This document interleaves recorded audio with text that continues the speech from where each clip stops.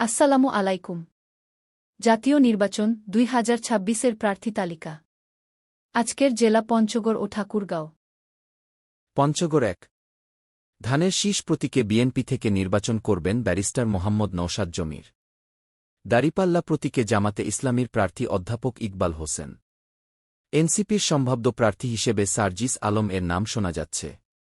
পঞ্চগড় ২। ধানের শীষ প্রতীকে বিএনপি থেকে নির্বাচন করবেন ফরহাদ হোসেন আজাদ। দাড়িপাল্লা প্রতীকে জামাতে ইসলামীর প্রার্থী মুহাম্মদ সফিউল্লাহ সুফি। এনসিপির সম্ভাব্য প্রার্থী হিসেবে শিশির আসাদের নাম আলোচনায় আছে।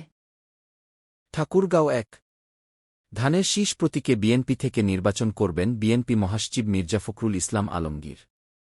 দাড়িপাল্লা প্রতীকে জামায়াতে ইসলামীর প্রার্থী দেলাওয়ার হোসেন। এনসিপি এখনও তাদের প্রার্থী চূড়ান্ত করে নাই। ঠাকুরগাঁও ২। এই আসনটিতে বিএনপি এখনও তাদের প্রার্থী ঘোষণা করে নাই।